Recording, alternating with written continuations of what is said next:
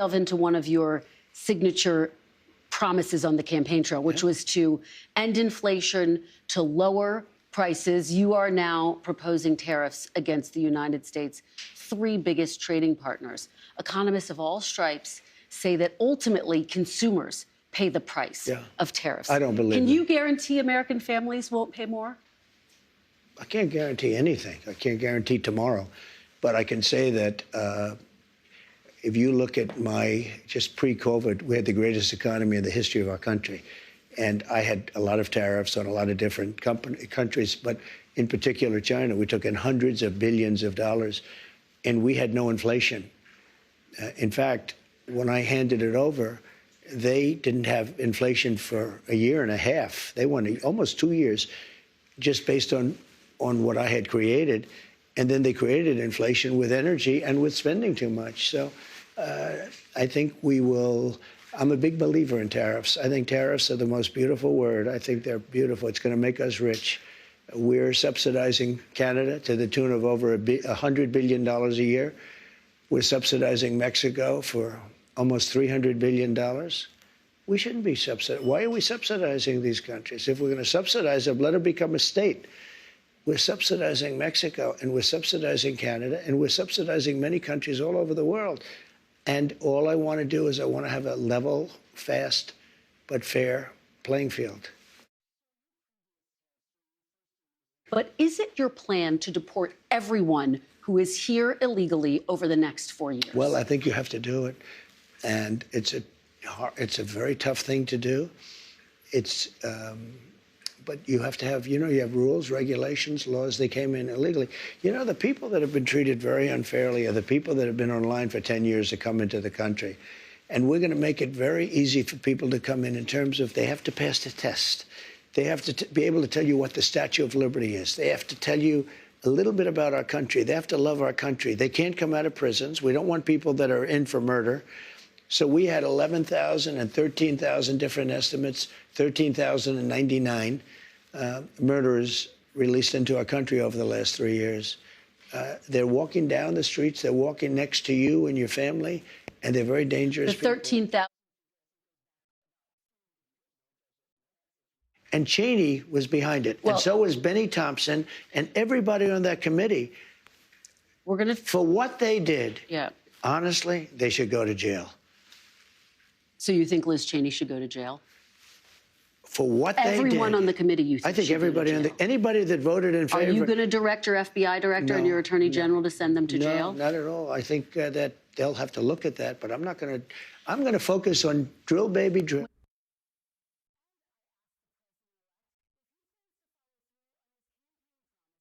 You've tapped Elon Musk, Vivek Ramaswamy, to head up this Department of Government Efficiency. Correct. Which proposes cuts to the federal government. I think a lot of people hear that and they get concerned about Medicare and Social Security and Not Medicaid going to have anything to do. and defense spending. You won't touch Medicare, Social Security? Abuse, fraud. Okay. No, I said to be, we're not touching Social Security, other than we might make it more efficient, but the people are going to get what they're getting. Okay, so the entitlements and off the table. And we're not raising ages or any of that stuff. Okay, off the table. I won't do it. Sir, I don't have to tell you this because you've talked about it. It comes at a time when the country is deeply divided. And now you're going to be leading this country for the next 4 years. For the sake of unifying this country, will you concede the 2020 election and turn the page on that chapter? No. No. Why would I do that? But let me just tell you, when you say the country is deeply divided, I'm not the president. Joe Biden's the president. But you're going to be the president. No. I'm not the president. So when you say it's deeply divided, I agree. But Biden's the president. I'm not. And he has been a divider. And you know where he divided it more than anything else, and it probably backfired on him, I think definitely, is weaponization. When he weaponized the Justice Department and he went after his political opponent, me. He went after his political opponent violently because he knew he couldn't beat him. And I think it really was a bad thing. And it really divided our country. Sir, Democrats have control of the White House now. They didn't in 2020. If they are going around stealing elections, why didn't they do it this time? When you say Democrats have control now? Of the White House. Yeah. So why didn't they steal this election? Since they have more power now. Because I think it was too big to rig. So you won't... Too big to rig. To the people who say that you're now directing your Justice Department to investigate 2020, no, and they want to move on. I have very capable. Is that I think a Pam good is going to use be of great. precious resources? By the way, is that what you just so want them know, to do? Just so you know, I have the right to do that, but I'm not interested in that.